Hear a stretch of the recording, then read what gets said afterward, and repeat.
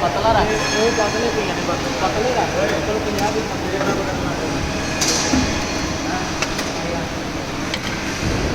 ਅੱਠ ਪਾਈ ਤੋਂ